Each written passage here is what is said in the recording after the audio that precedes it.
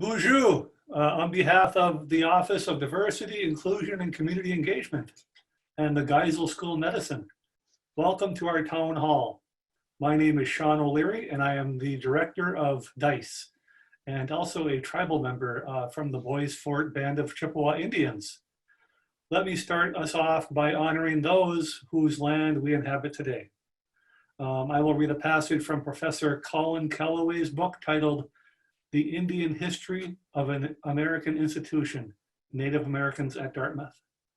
When Eleazar Wheelock planned the school that became Dartmouth College, he wanted to locate it, quote, in the heart of Indian country, end quote. He built it on Abenaki land. Old by American standards, Dartmouth is actually quite a recent development in Abenaki country, where history stretches back thousands of years to a time beyond memory. It is perhaps difficult to think of the upper Connecticut River Valley today as Indian country, even though Indian people still live here today. One more note, as Dr. Wu has pointed out in the past, the Wabanaki, known as people of the Don, were also caretakers of the Upper Valley. The Wabanaki Confederacy also consists of the Maliseet, Micmac, Penobscot, and Passamaquoddy nations. Next, we have our Dean, Dr. Dwayne Compton. Thank you, Sean. Welcome, everyone, and thank you for joining the Juneteenth Town Hall on Racism and Structural Violence. I'm very grateful for the faculty and staff and students who put so much time and effort into building this program for us tonight. I specifically want to thank Dr. Jones and Dr. Gomez for agreeing to participate. I would like to formally welcome them, even though we're in a virtual format, I would like to formally welcome them to Dartmouth and to the Geisel School of Medicine. So thank you all for joining us. We have a really good program. It's now my pleasure to turn the program over to Chad Lewis, who will present an introduction both to Juneteenth and to our keynote speaker. Chad? Thank you, Dean Compton. Hello, everyone. I'd like to take a minute to give a quick background on the history behind Juneteenth and its meaning to the Black community. Unfortunately, this is not something that we learn about often in school, but today, hopefully, I'll be able to give you a succinct wrap up on this, starting with the flag. So about 20 years ago, this flag was developed, but it was updated fairly recently in 2007. It represents the birthplace of the holiday, which is in Texas, as you can see from the star in the middle of the flag. And the red, white, and blue represents the freed slaves and their descendants as being true Americans. The bursting star, which appears over a horizon, symbolizes a new freedom, a new people, and a new day. To go through a bit of the timeline, starting in August 1619, a British privateer ship named the White Lion brought approximately 20 African slaves to Jamestown. For the next 150 or so years, oh, sorry guys, I'm getting messages that you can't see my presentation. Let me start this over. I apologize for that. So this is the flag that I was describing. You can see the representation of what I was talking about here earlier. And to move on to the timeline, in August of 1619, the first documented African slaves arrived at Jamestown in Virginia.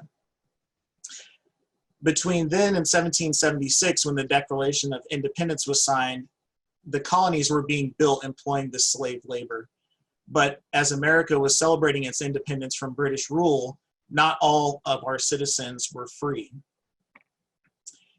Many years later, during the Civil War in 1863, President Lincoln issued the Emancipation Proclamation, which most of us learned in school was the beginning of the freedom of slaves.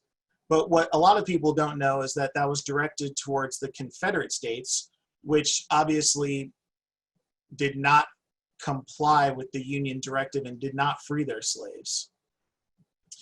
So after another 2 years, it wasn't until when Army General Gordon Granger arrived in Galveston, Texas, and Texas was one of the last holdouts of the Civil War because of their geographic distribution. They were far from the front lines where a lot of the slaves were being freed as the Union Army swept through.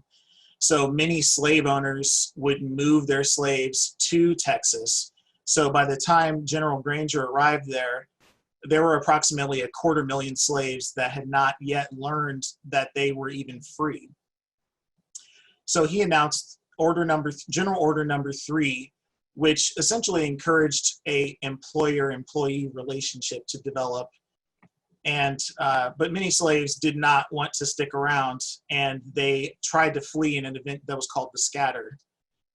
Unfortunately, many of them were brutalized and murdered while trying to claim that new freedom with grotesque acts, such as slaves trying to swim across the Sabine River to escape into Louisiana, where they were being shot from the banks.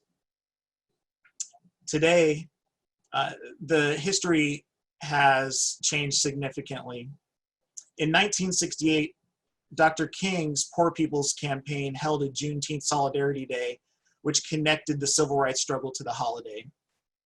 And many people nowadays celebrate Juneteenth as a number of names, such as Emancipation Day, Jubilee Day, Freedom Day, or Black Independence Day. But it's celebrated much like the 4th of July, but with a little bit more reverence for the struggle for freedom that has ensued since 1865. And we recognize that we are here standing on the shoulders of our ancestors. Unfortunately, this is not a holiday that's been recognized federally yet. It was first recognized in Texas as a state holiday in 1980, but in New Hampshire is one of the handful of states that still does not recognize this today. So to continue a bit further with the small steps toward freedom that have been taken since 1865, the 13th Amendment was ratified shortly after Juneteenth. And in 1868, the 14th Amendment was adopted, which gave Blacks due process and equal protection of the law. In 1870, the 15th Amendment was ratified, which gave Blacks the right to vote.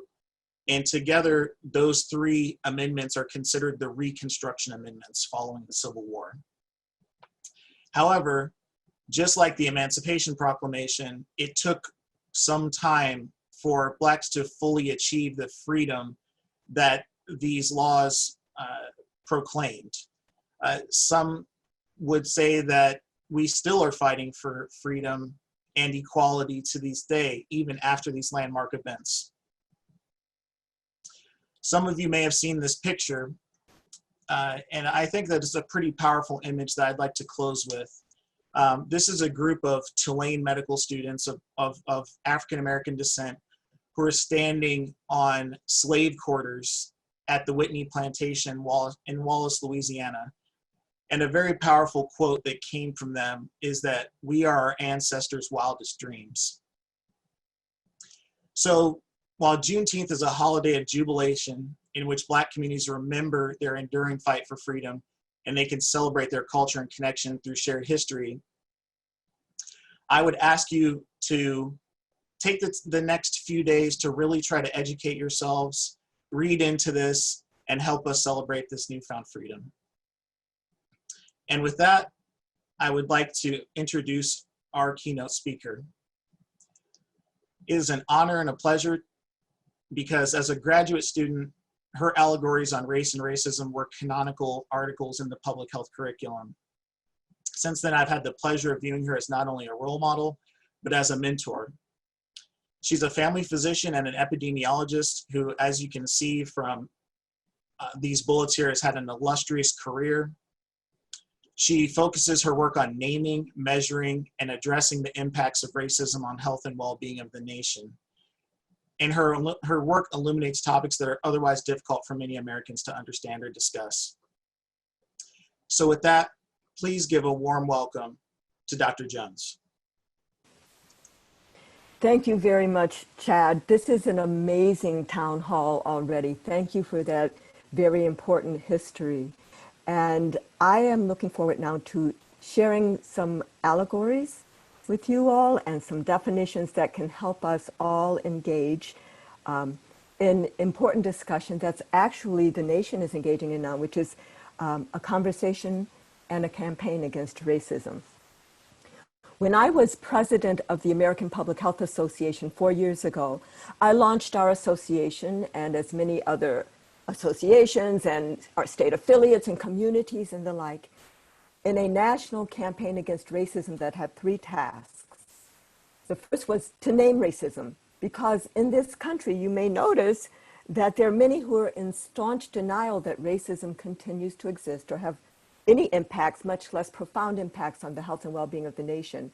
And although it is very important for us to talk about implicit bias, unconscious bias, diversity, equity, inclusion, disparities, disproportionalities, cultural competence, all of these things are very important things. Even race are important things for us to talk about. But if we do not name racism, say the whole word racism, in the context of this widespread denial, then we're complicit with the denial. So I'm going to give you in these next few minutes some tools for naming racism.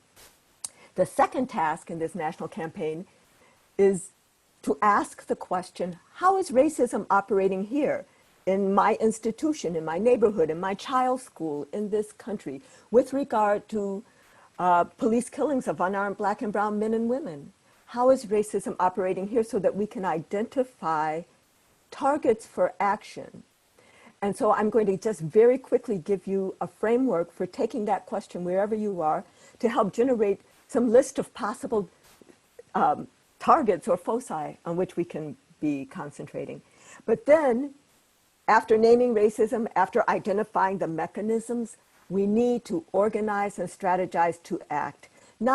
No one of us by ourselves, or not even one small group focusing on one area, like defunding the police or abolishing prisons or reforming the Dartmouth Geisel School of Medicine or anything. No one of us or one small group is going to be able to dismantle any big system, so we need to organize and strategize to act across all of our struggles. So the first tool that I'm going to give you, it's one of my allegories, one of my teaching stories, and this is the one I use when I only have 5 minutes to talk to a group to help them understand, especially people whose whole life experience has said that this is the land of equal opportunity, that racism does not exist. This allegory, I'm going to tell you the moral already, is that racism does exist. Yes, it does. So, what happened in my own real life to bring about this kind of, insight? Well, when I was a medical student, as a first-year medical student, of course, I was very studious. So here I am one Saturday, early in the morning, I get up, and what am I doing? I'm studying. And then some friends come over, and what do we get to doing? We all get to studying long and hard. And it gets late, and we get hungry, and I have no food in the apartment, which actually is quite typical for me. So my friends understood. They were like, never mind, Camara, let's go into town and find something to eat. So we do that. We go into town, and we find a restaurant, and we walk in, and we sit down, and the menus are presented, and we order our food, and the food is served, and here we are eating. Not a very remarkable story, especially in those days. But as I sat there eating with my friends, I looked across the room and I noticed a sign, and the sign was a startling revelation to me about racism. So now I've intrigued you, and you're like, Dr. Jones, what did the sign say? What does the sign say? The sign said, open. So now I know I've lost many of you, so let me recap. Here we are, sitting in a restaurant eating. I look across the room. I see a sign that says open. If I hadn't thought anything more about it, I would have assumed that other hungry people could walk in, sit down, order their food, and eat. But because I knew something about the two-sided nature of those signs, I recognized that now, in fact, the restaurant was closed due to the hour. But this restaurant was closed, and that hungry people just a few feet away from me, but on the other side of the sign, would not be able to come in, sit down, order their food, and eat. And that's when I understood how racism structures open-closed signs in our society. That racism structures, if you will, a dual reality. And for those who are sitting inside the restaurant, at the table of opportunity, eating, and they look up and they see a sign that says open, they don't even recognize that there's a two-sided sign going on because it is difficult for any of us to recognize a system of inequity that privileges us. So it's difficult for men to recognize male privilege and sexism. It's difficult for white Americans to recognize white privilege and racism. In fact, it's difficult for all Americans to recognize our American privilege in the global context. But those on the outside, they are very well aware that there's a two-sided sign going on because it proclaims closed to them, but they can look through the window and see people inside eating. So back inside the restaurant, to those who ask, is there really a two-sided sign? Does racism really exist? I say, I know it's hard for you to know when you only see open. In fact, that's part of your privilege, not to have to know. But once you do know, you can choose to act. So it's not a scary thing to name racism. It's actually an empowering thing. It doesn't even compel you to act, but it does equip you to act so that if you care about those on the other side of the sign, which is an if, but if you do, you could even talk to the restaurant owner who is, after all, inside with you. And you could say, restaurant owner, there are hungry people outside. Why don't you open the door, let them come in. You will make more money, and oh, the conversations we could have. Or maybe what you'll do is pass through the window. Or maybe you'll try to tear down that sign or break through that door. But at least what you won't be doing is sitting back saying, wonder why those people don't just come on in and sit down and eat. Because you'll understand something about the two-sided nature of that sign. So I use this story to illustrate that racism is structuring two-sided or multi-sided signs in our society, that it's creating a dual or multifaceted reality. And I once started a 3-hour community conversation by asking this single question: how could people who are born inside the restaurant know something about the two-sided nature of that sign? And as I said, it was a 3-hour conversation because there are many, many, many ways to know. I actually am encouraged in our current times, in these last 3.5 weeks, or maybe it's the last 3 months, but there's been a growing recognition that something different going on, first with COVID-19, a virus to which we were all susceptible, but which was very clearly unmasking structural inequities in our society. And then with the very public killings, first of all of Ahmaud Arbery by vigilantes, and then Breonna Taylor by police officers, and then the gruesome and with equanimity killing of George Floyd, all on tape, police officer doing it not in any kind of anger or anything, just constantly with his knee on Mr. Floyd's neck, knowing he was being taped. And then even in the context of that, the killing of Rayshard Brooks in Atlanta here a week ago. So what I'm saying is something has maybe, the wind has blown this sign. Maybe people inside the restaurant have gotten a little glimpse that there's a two-sided sign going on.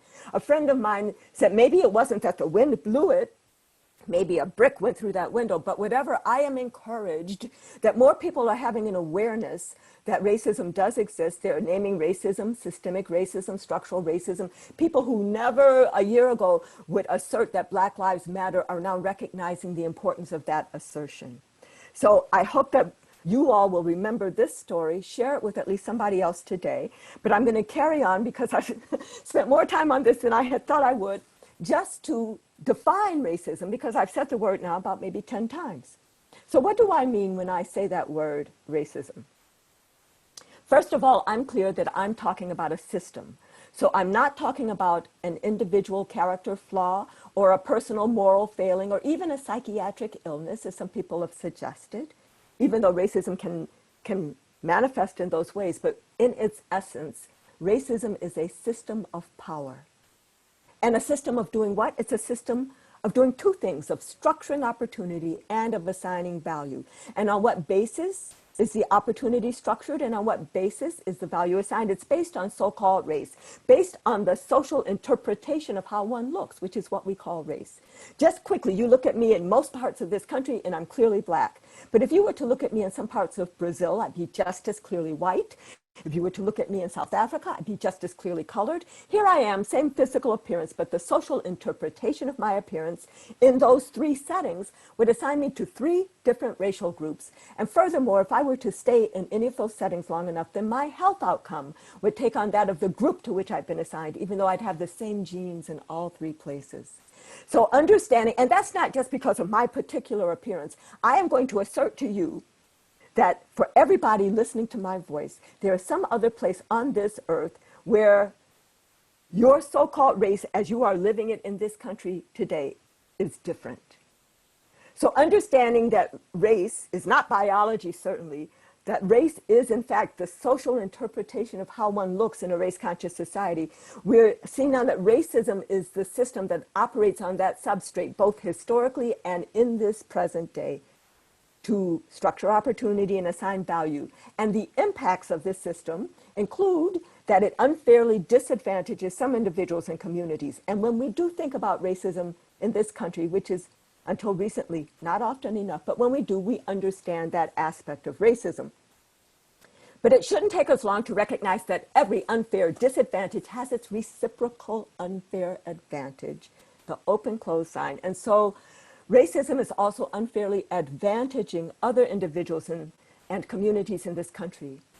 And that's the aspect that we hardly ever talk about in this country, unearned white privilege, because it makes some people, especially some white people, uncomfortable.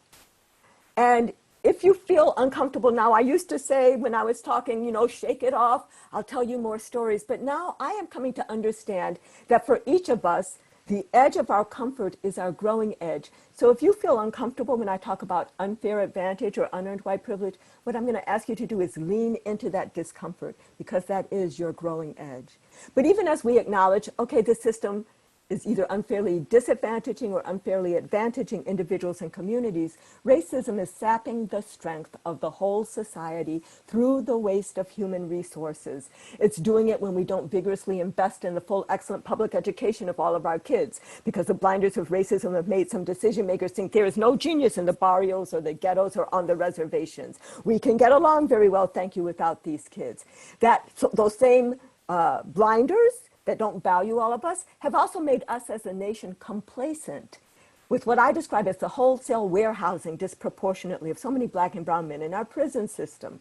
These same blinders are sapping the strength in so many ways.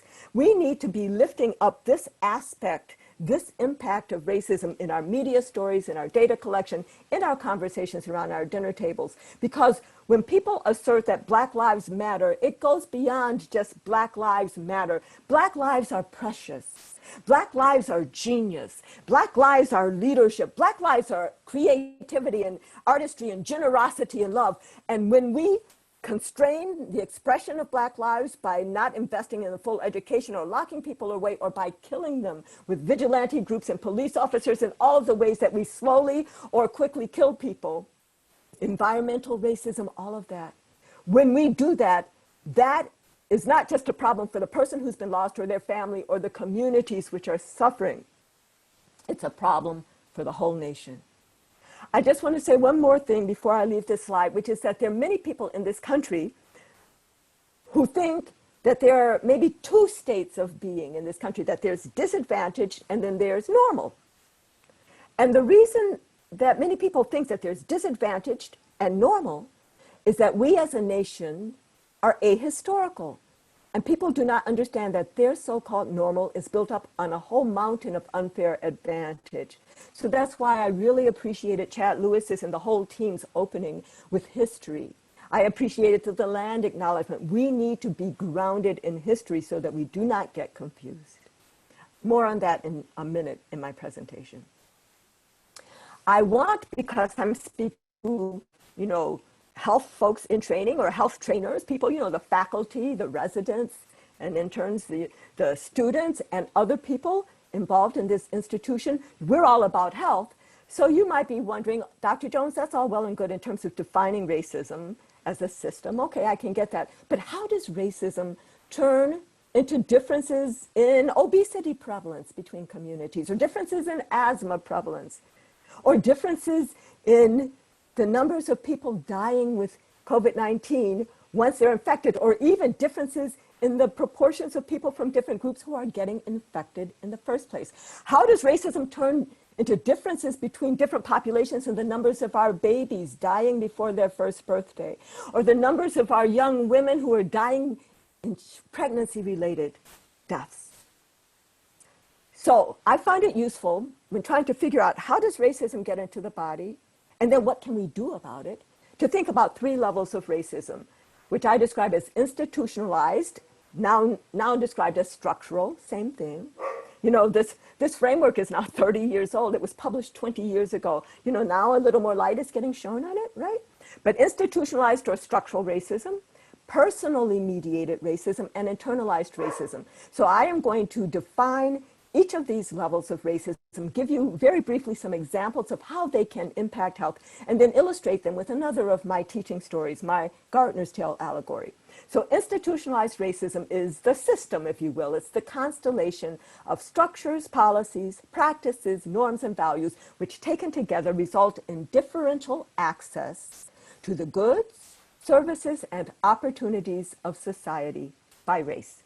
Differential something by race. This is the differential access to the goods, services, and opportunities of society by race. This is the kind of racism that doesn't require an identifiable perpetrator because it's been institutionalized in our laws and customs and background norms. This is the kind of racism that often shows up as inherited disadvantage or its reciprocal inherited advantage. We see it both in terms of material conditions and in terms of access to power. So examples include differential access by race to quality housing, or excellent educational opportunities, or equal employment opportunities, or even the same level of income at the same level of employment. And clearly these things can impact health. Differential access to medical facilities, including linguistic access, differential access to a clean environment, and the very well disproportionate placements of toxic dump sites, or bus transfer stations, landfills, you know, uranium mining in Indian country, the testing of nuclear weapons in the Pacific atolls, all of this in communities of color. And then in terms of power, differential access to power as information, which could be health information, or also information about our own histories. Differential access to power as resources, not just money resources, but social networking resources, knowing somebody on the board. And differential access to voice in government, in media, and the like. I want to briefly acknowledge that sometimes when I share this slide, somebody will say, excuse me, Dr. Jones, but look at your top set of examples where you describe housing, education, employment, income. Dr. Jones, isn't that what we call social class? So Dr. Jones, why do you have that on a slide about racism? Are you talking about racism, or are you really, really talking about social class? That's an important question that many of you might have. So let me answer that question. And the first part of my answer points out that it doesn't just so happen that people of color in this country are overrepresented in poverty, while white people in this country are overrepresented in wealth. That is not just a happenstance. And for each marginalized or stigmatized or oppressed group of color, there's been some initial historical injustice. So for American Indians, for indigenous people in this country, the initial historical injustice was the taking of the land, and then the near genocide, and then moving survivors to reserved lands, right? And then in some instances, something good was found under one reservation. Oops, you got to pick the people up and move them somewhere else. We have people who for centuries have lived in Mexico and have never crossed the border, but the border crossed them, and now their great-great-grandchildren are still being harassed and killed because of their different ethnicity. Resentment runs very deep. We have the Chinese Exclusion Act. When Chinese laborers were imported to build our railroads in this country, they were unable by law to bring their families and unable by law to marry. We had the internment of Japanese Americans during World War II, when we did not have the internment at the same time of German Americans or Italian Americans. For people of African descent, you got a very quick history already, but the initial historical injustice was the kidnapping of West African people, our importation across the Atlantic with tremendous loss of life in the Middle Passage. And then for the survivors and their progeny, for generations, what I describe as the coerced usury of our unpaid labor for centuries to build this country. But then some people say, Dr. Jones, there you go talking about slavery. Dr. Jones, we all recognize that slavery was an unfortunate chapter in our nation's history. But Dr. Jones, the enslaved people were emancipated by 1865. In fact, Juneteenth, 1865, and we are now in 2020.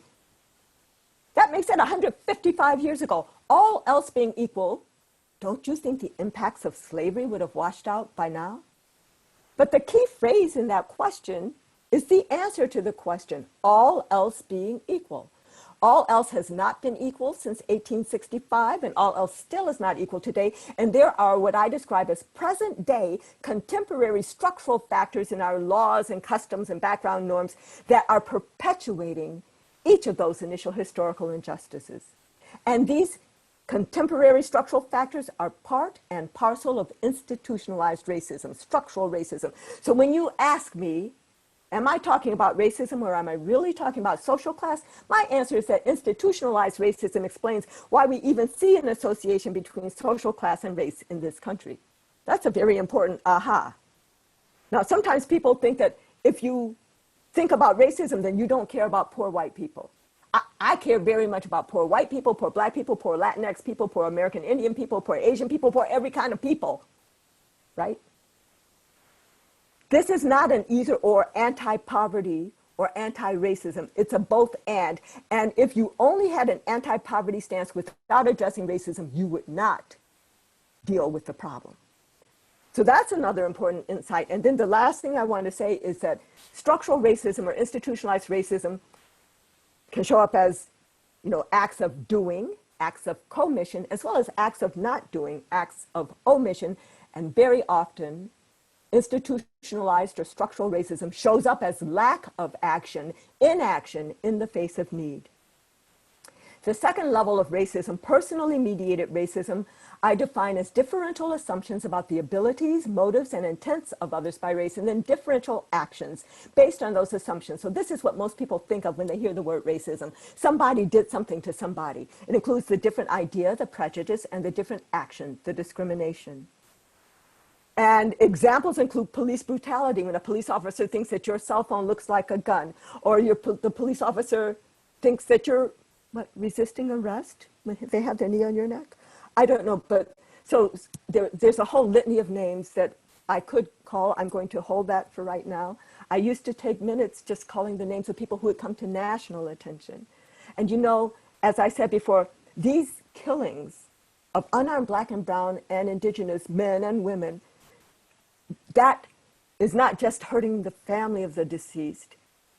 It's their whole society, their whole community said, we're just bracing ourselves for the next occurrence. Because really, until recently, and we don't even know about what's going to happen recently, there's been very little accountability being demanded of police departments. Physician disrespect, listen up, y'all, can be as subtle as a physician not giving the patient the full range of treatment options because the physician figures that patient couldn't afford, wouldn't comply, wouldn't understand, or whatever it is that they might assume.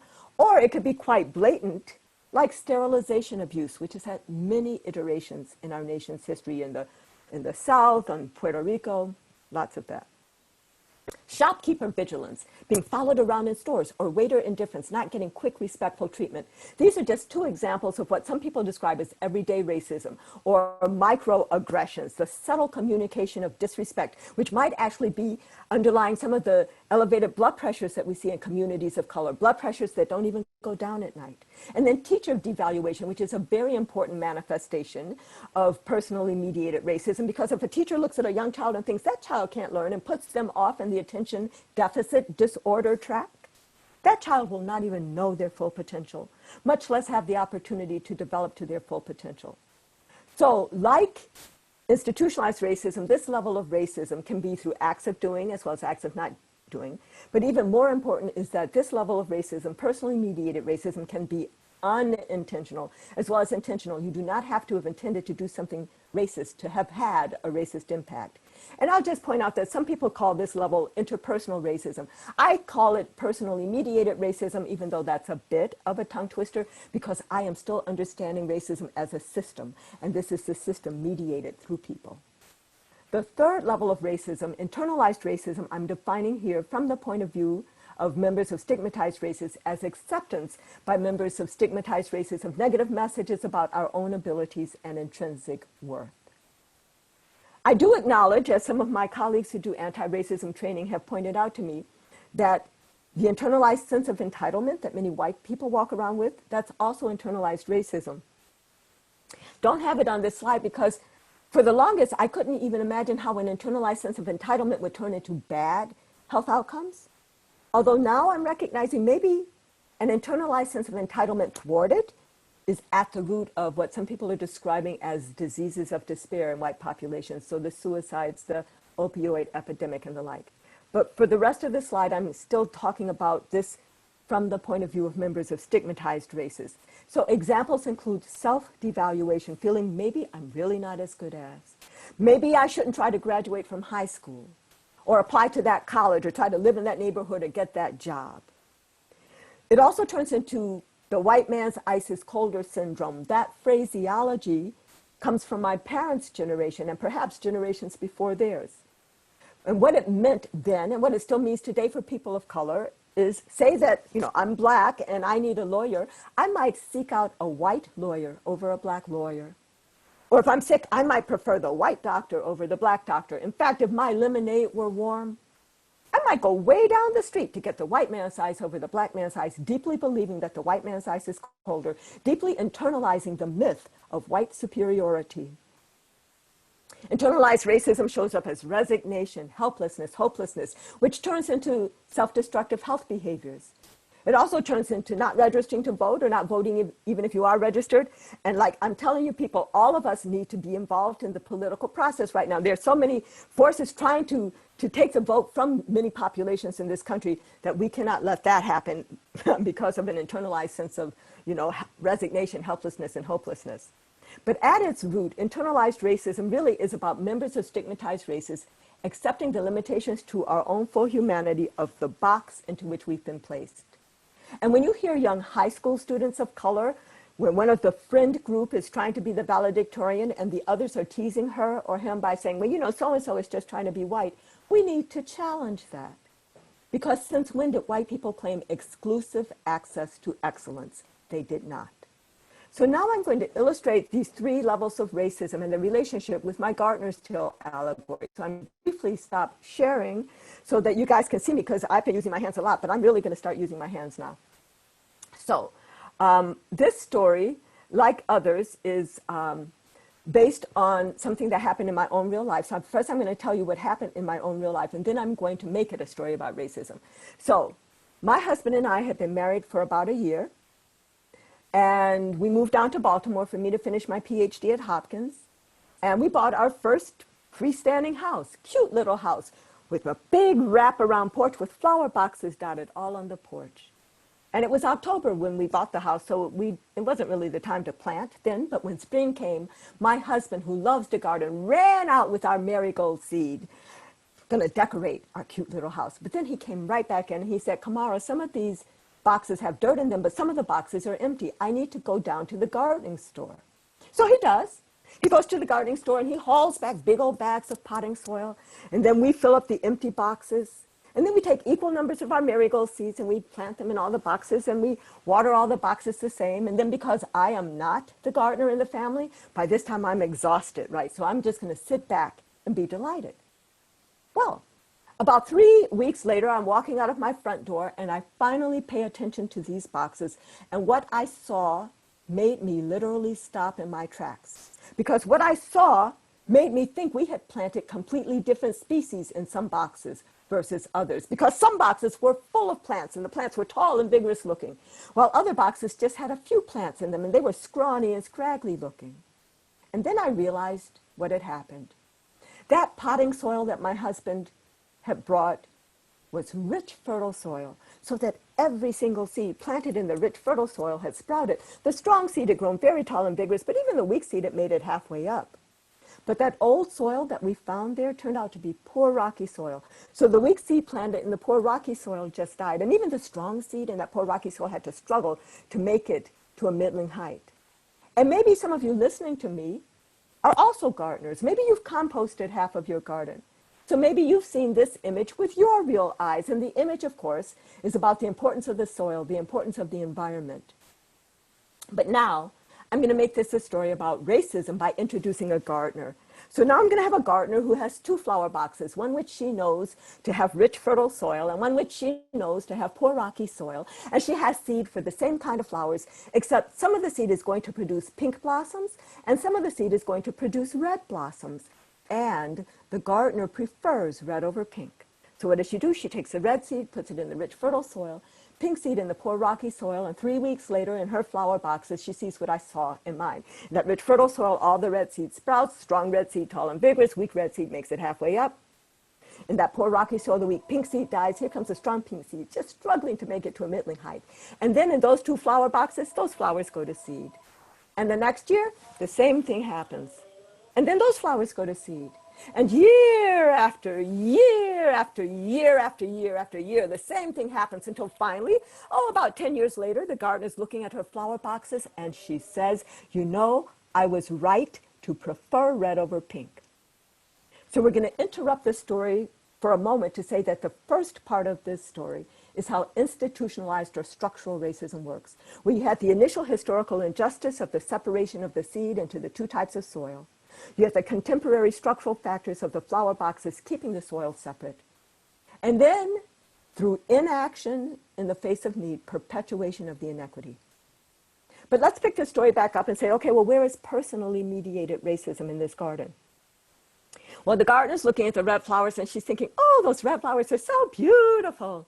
And then she looks at the pink flowers and she says, oh, those pink flowers sure are scrawny and scraggly. So she plucks off the pink blossoms before they can even go to seed. Or maybe she notices that a pink seed has blown into the rich, fertile soil, so she plucks it out before it can establish itself, which is some of the anti-affirmative action stuff that goes on. And where would internalized racism be in the garden? Well, the red flowers are just living their lives, enjoying being red, many of them not acknowledging or maybe not even understanding that they're benefiting from enriched soil. The pink flowers are looking over at red, thinking red is mighty fine and wishing with all their hearts that they too could be red. And here come the bees. And the bees are minding their own business, collecting nectar, pollinating at the same time. So here comes a bee into one of the pink flowers, and then to another pink flower, and then to this pink flower, and that flower's like, get away from me, bee. Do not bring me any of that pink pollen. I prefer the red, because the pink flower has internalized that red is better than pink. So now the question arises, what do we do to set things right in this garden? Well, we could start out by addressing the internalized racism. So we can go over to the pink flowers and we can say, pink is beautiful, power to the pink. And that is an important intervention, not making light of that. But if that is all we do, it's not going to change the situation in which those pink flowers find themselves. So you might say, okay, well, let's address the personally mediated racism. Let's have a conversation with the gardener. Or better yet, let's have a workplace multicultural workshop for the gardener. All good. So we have our workshop, and in the workshop we say, dear gardener, would you please stop plucking those pink flowers? And maybe she will, and maybe she won't. But even if she does, it's still not going to change the situation in which those pink flowers find themselves. If we really want to set things right in this garden, we need to address the institutionalized or structural racism, which means we have to either break down the boxes and mix up the soil, or if you want to keep separate boxes, that's all right too, although it makes it easier for that same gardener to keep segregating resources going forward. But if you decide you're going to keep separate boxes, what it means is that you need to enrich that poor rocky soil until it is as rich as the rich fertile soil. And when you do that, the pink flowers will flourish. They'll be looking beautiful, grand, and glorious. So that in that intervention on the institutionalized racism, you'll also have addressed the internalized racism, because now the pink flowers will be looking at least as beautiful as the red, not wanting to be red or thinking red is better. And in that intervention on the institutionalized racism, you may also address the personally mediated racism. Now I give you that the original gardener may have to go to her grave preferring red over pink, but her children who grow up and see the flowers equally beautiful will be less likely to have that kind of attitude. So this story has been to illustrate these three levels of racism: institutionalized, personally mediated, and internalized, and to very strongly suggest that if we want to set things right in the garden, we need to at least address the institutionalized racism. Good to address all levels at the same time, but at least address the institutionalized racism, and when we do, the other levels may take care of themselves. But now I need to go back to my thing, because there's one more question that I haven't even raised for you guys yet, and that is, who is the gardener? After all, the gardener is the one that I gave the power to decide, the power to act, and control of resources, which are actually the elements of self-determination, right? So who is the gardener in our context? Well, government is a huge part of the gardener, but not the only part. Media, foundations, corporations, medical schools, communities to the extent they have self-determination. But whoever the gardener is, it is dangerous when the gardener is allied with one group. I painted her red, that's why she prefers red over pink. And it's also dangerous when the gardener is not concerned with equity, when she can look at her flower boxes and think that her garden is beautiful, thank you, because she's not even counting the pink flowers as part of her garden. And so our challenge is, what do we do about the gardener? Do we make the gardener striped or polka dotted or fuchsia? Do the pink flowers have to grow or recruit their own gardener? Lots of questions can come out of this story. And I want to just quickly share with you two questions that have come up in the past, and then I'm going to quickly share a few other thoughts, and then we'll move on to the rest of our program. But the first question I need to share with you is, I was once asked, Dr. Jones, excuse me. I was like, yeah, Dr. Jones, why should the red flowers share their soil? When I heard that question, I loved that question because it showed me the power of this story to start conversations about racism that might be otherwise difficult if we were talking about racism between you and me. My answer to that question, why should the red flowers share their soil, is that actually that soil doesn't belong to the red flowers. It belongs to the whole garden. Here's a second question. What if that's not the original gardener that we're looking at right now? What if that's the gardener's great-great-great-great-grandchild? Here we are. And the great-great-great-great-grandchild has always seen the flowers looking like this, may not even think there's a problem to be solved. So very quickly, three things. The first is that we must make the differences in the height and vigor of the pink and red flowers a problem requiring urgent solution. We need to put that on the agenda.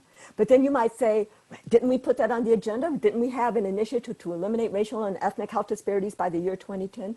We did, but in order to get some traction on solving the problem, we need to make those flower boxes transparent. We need to be talking about the differences in the quality of the soil. It's not going to be enough to say to the pink flowers, reach higher, reach higher. We need to be making the flower boxes transparent to talk about the differences in the quality of the soil. So that's the second step. And the third step is, as we make these flower boxes transparent, we also need to be very clear to everybody that the pink seed did not just go launch themselves into the poor rocky soil. So we must again talk about history, and we must talk about how the gardener's initial preference for red over pink set up the whole situation, which some people might describe as cultural racism. In our setting, it's white supremacist ideology. We must talk about that, because if we do not, even if we were to compel the red gardener to enrich the poor rocky soil today until it was as rich as the rich fertile soil, if she continues to prefer red over pink, she will continue to privilege red over pink going forward. So when I defined racism as a system of both structuring opportunity and assigning value, we need to address both of those things. So I'm going to leave the gardener's tale now. Quickly, as I said, give you just a glimpse into how we can address that second of the three tasks for a national campaign against racism. The first was naming racism. I've given you two allegories that I hope you will remember, and I've given two sets of definitions. One about understanding racism in a global way as a system with three impacts: unfair disadvantage, unfair advantage, and how it saps the strength of the whole society.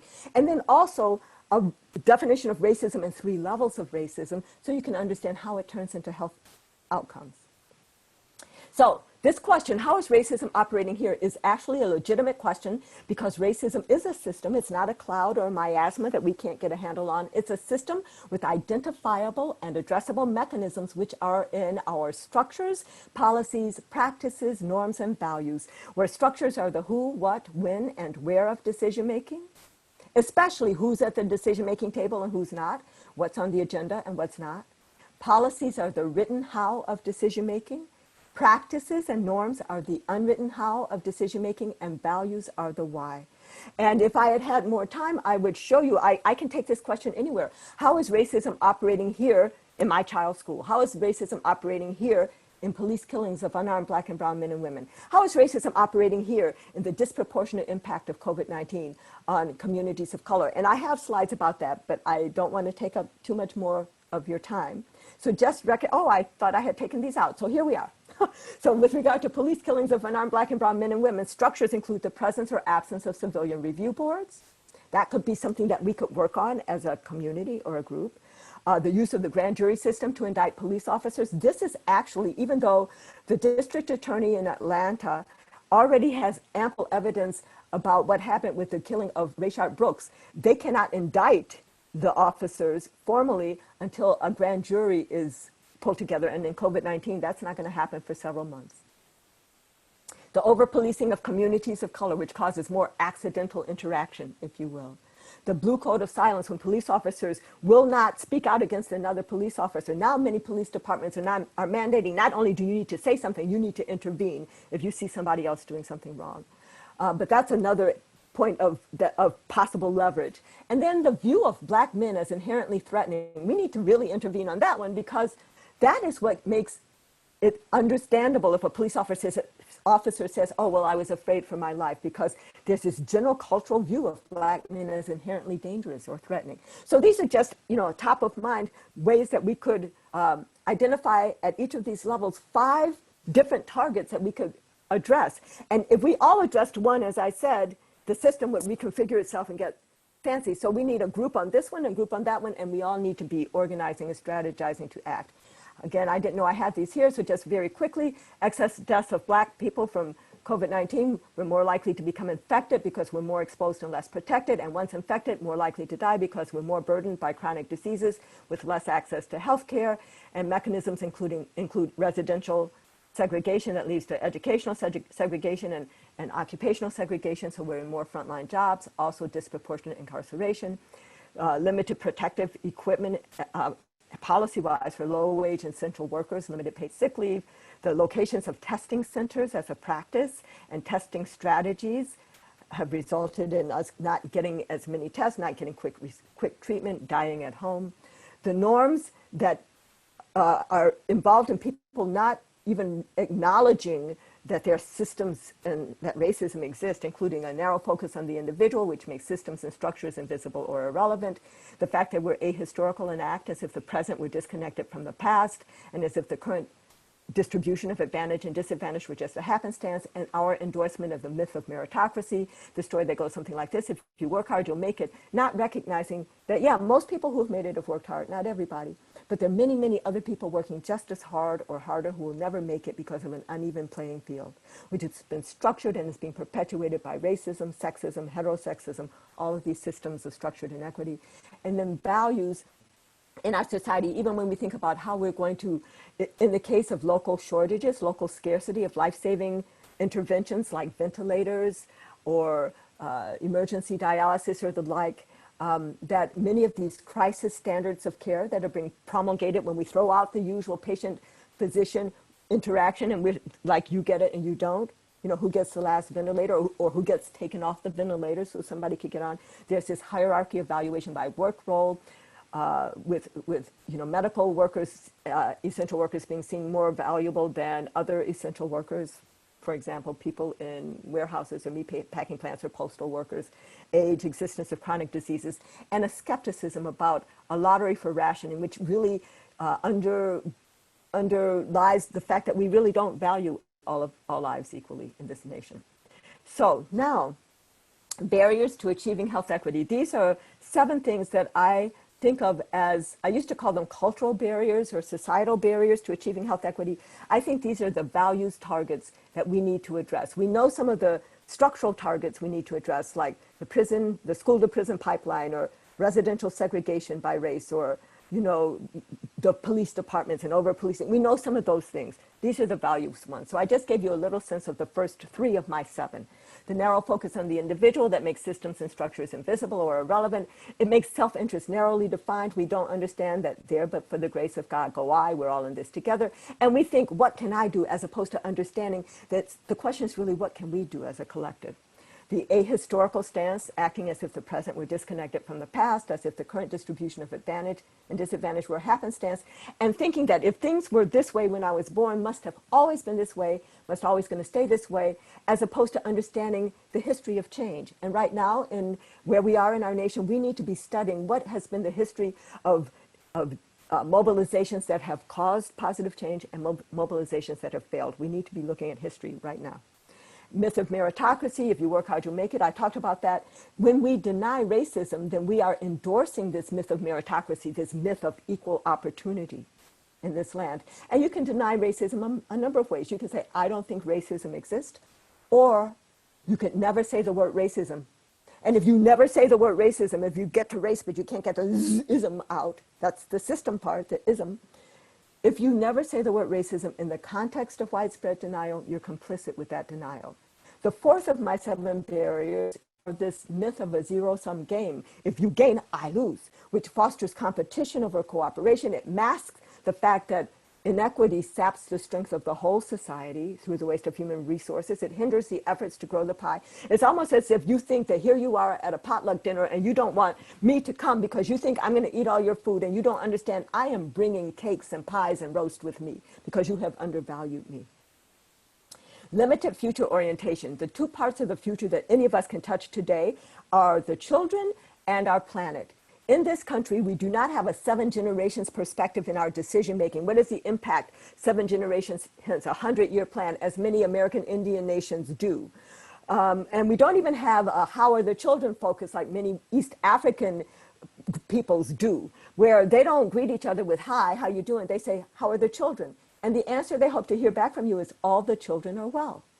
We don't even ask how are the children in this country, and we certainly wouldn't get the answer back, all the children are well. And then a usurious relationship with the planet. That's our only relationship right now. The 6th of the 7 is this myth of American exceptionalism, which makes us as a nation disinterested in learning from other countries in terms of how can we structure healthcare, in terms of how can we approach the COVID-19 pandemic. It gives us a sense of U.S. entitlement, and it's making us quite isolationist right now. And finally, the 7th, which is really the first, is white supremacist ideology, which is the false belief that there is a hierarchy of human valuation, and then the false belief that if there were, that white would be the ideal or the norm. But this false idea gives people who are living as white, which, there are books like How the Irish Became White. White is fluid, just like all of our so-called racial categories are fluid. But it gives people who are living as white a sense of entitlement. It has resulted, especially with our current politics, in the dehumanization of people of color, which we're seeing manifest in terms of, even with the COVID-19 pandemic, some people are essential, but we're just going to send them into harm's way. Or the quick calls, as soon as we recognize the disproportionate impact of COVID-19 on Black and brown and indigenous people, it was like, okay, well, let's reopen. Liberate Michigan, liberate Virginia, right? The dehumanization of people of color and the fear at the browning of America, which underlies a lot of our current politics right now, where the slogan, make America white again, I'm sorry, I didn't mean to say it, make America great again, that slogan was actually a very thinly veiled message that we want to make America white again. So what can we do today in closing? Going back to the image that I started with about the restaurant. Well, I charge us to actively look for evidence of two-sided signs. Ask the question, is there something differential going on here by race, by language, by immigration status, by zip code, by ethnicity, by any number of things? Look, do not be complacent when the sign looks open to you. Actively look for evidence of two-sided signs.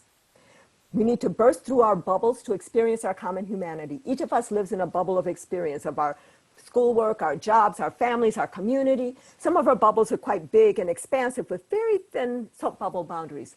Some of our bubbles are small with thick plexiglass boundaries that we are tinting and maybe even polarizing.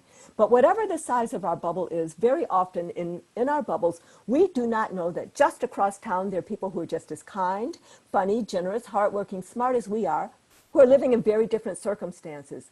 We need to create opportunities to burst through our bubbles to experience our common humanity in different circumstances. Peace Corps is something like that. AmeriCorps is something like that. Institutions have the ability to create bubble bursting opportunities. And, you know, Dartmouth Geisel, that's something to think about. We need to be interested in the stories of others, believe the stories of others, and then join in the stories of others. You know, it used to be that people sitting inside the restaurant might have heard some murmur on the other side of the door, Black Lives Matter, and the response would be, well, don't they know all lives matter? Now, at least in this moment, people are being interested. What did they mean by that? Believing the importance of this, you know, cell phones help. Cell phone videos help when we've been talking about these kinds of lynchings and killings for decades, for centuries. But we have to be interested in the stories of others, believe, and then join in the stories of others. And I'm really encouraged by the way that the protests and the mobilizations are looking these days. We need to develop a sensitivity to the absence of who is not at the table, what is not on the agenda, what policies are not in place that if put in place would be quite useful. And we need to reveal inaction in the face of need, because that is the way that structural or institutionalized racism most often manifests. But then you will notice that I put all of these action steps on the side of those who are inside the restaurant. And when I noticed that in myself, I was like, oh no, those on the outside, we also need to know our power. We need to recognize that action is power, and especially that collective action is power. So I am so encouraged by what we're seeing in these past several weeks. So I encourage you all to have conversations with each other about my stories. And I'm going to turn it back over. Thank you very much for inviting me, and I look forward to the rest of the program. Hi, my name is Diana Wu, and I've had the privilege of serving as Geisel's Interim Associate Dean of Diversity and Inclusivity for the past month. So thank you again, Dr. Gomez, for teaching us the effects of racial trauma on both individuals and communities, and also for guiding us on strategies for action and healing. I ask that all of us, our Geisel community members and leaders, reflect on both Dr. Jones's and Dr. Gomez's teaching. Educate yourselves, learn more about your privilege, build your capacity for feedback or criticism, master the art of apology, give credit where credit is due, and above all, listen. If you are shocked or surprised by the recent nationwide protests or even the concerns and frustration from Geisel community members, then you must work harder to truly listen to your most vulnerable colleagues. These slides that I'm going to show highlight the racism and microaggressions that anonymous Geisel students have experienced. These selections make up a fraction of the harms and mistreatment that people of color and other marginalized community members have faced here.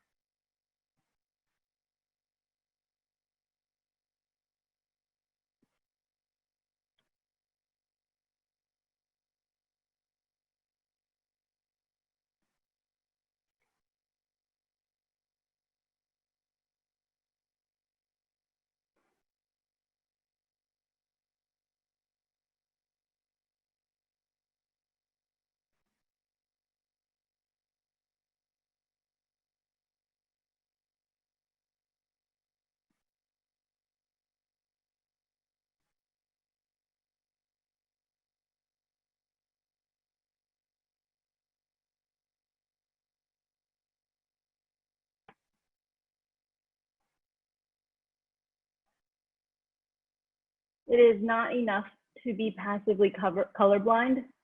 We must be actively anti-racist.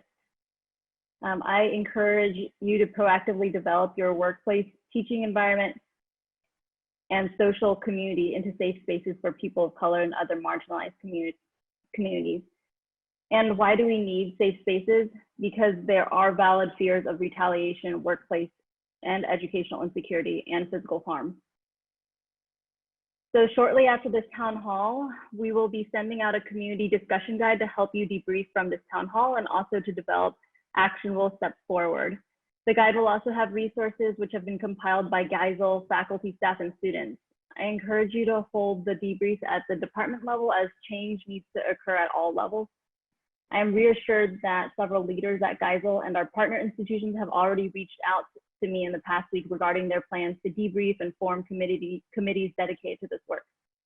So let us not waste this momentum by allowing ourselves to return to the status quo. And let us not render these gruesome deaths to spectacle, and let us not continue to exploit the pain of people of color by not acting. The time for change is now. For the next 8 minutes and 46 seconds, I have invited Geisel students to lead us in saying the names of those who have lost their lives to anti-Black racism in the past decade. 8 minutes and 46 seconds is the amount of time an officer pinned a knee on George Floyd's neck, killing him. Along with the students, I invite you to also say their names and honor these lives.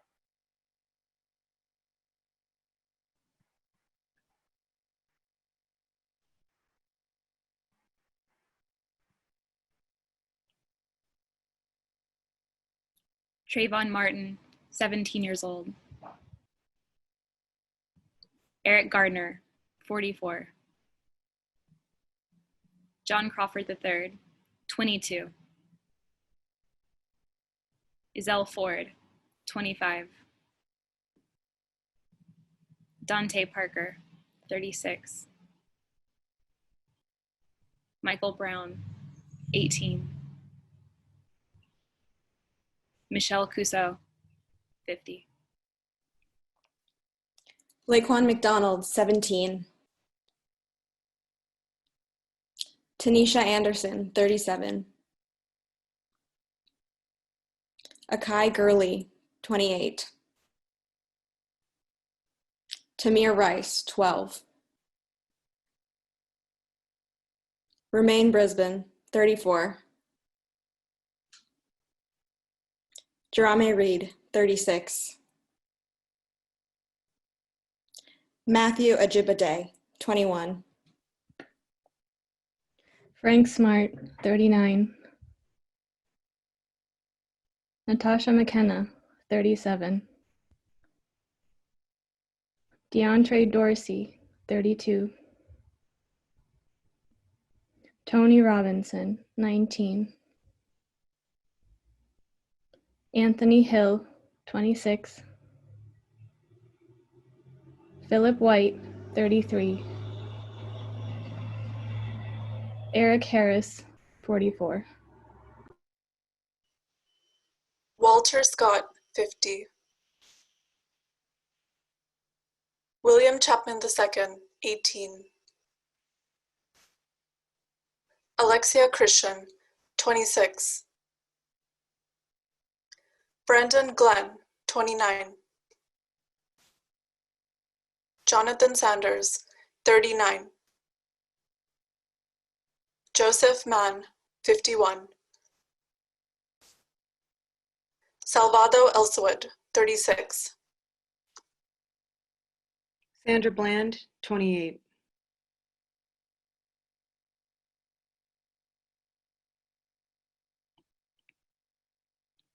Billy Ray Davis, 59.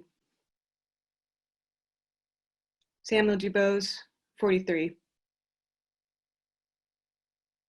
Michael Saby, 35. Christian Taylor, 19. Troy Robinson, 33. Ashams Farrow Manley, 30. Felix Kumi, 61. Keith Harrison McLeod, 19. Junior Prosper, 31. Patterson Brown, 18. Tyree Crawford, 18. India Kager, 28. Michael Lee Marshall, 50. Jamar Clark, 24. Nathaniel Harris Pickett, 29. Miguel Espinal, 36. Michael Noel, 32. Kevin Matthews, 35. Betty Jones, 55. Keith Childress Jr., 23. Janet Wilson, 31. Randy Nelson, 49. Antroni Scott, 36. Wendell Celestine, 37.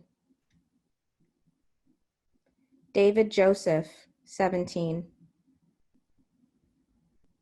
Callan Rockmore, 23.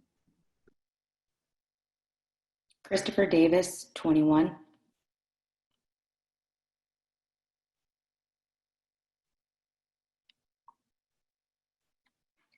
Tori Robinson, 35. Darius Robinson, 41. Kevin Hicks, 44. Mary Trujillo, 72. DeMarcus Summer, 21. Willie Tillman, 33. Terrell Thomas, 38. Alton Sterling, 37. Philando Castile, 32. Paul O'Neill, 18. Sylville Smith, 23.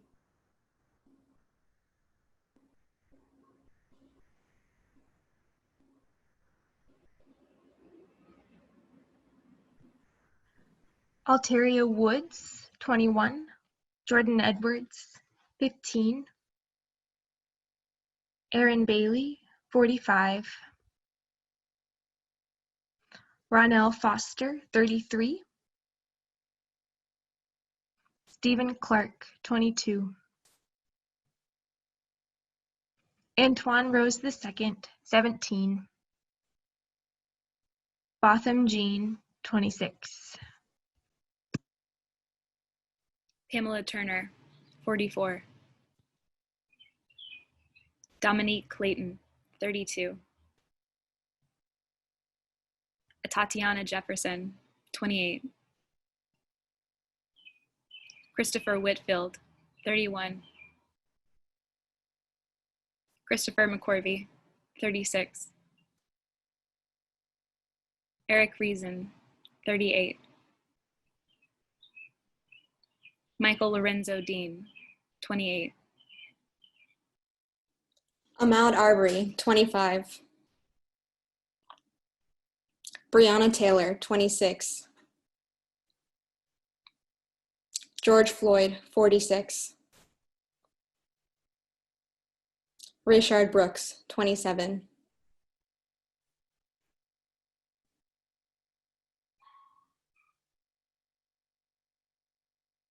Maya Hall, 27.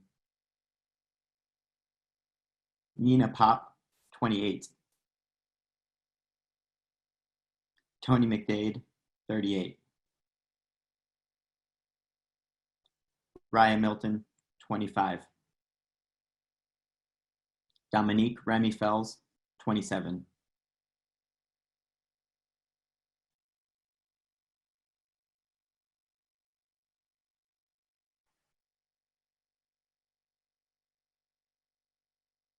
So I'd like to make sure to give a very big thanks to Dr. Camara Jones and Dr. Judy Gomez for your wisdom and teaching. We are taking this with us, and we will take this with us and make sure that we incorporate your teaching into actionable change. I also want to make sure to give special thanks because this town hall would not have happened without the voluntary contributions of so many of our community members. Thank you so much for your passion and for your commitment to this work. Thank you everyone who joined us today, and I hope to be in community with you in the future.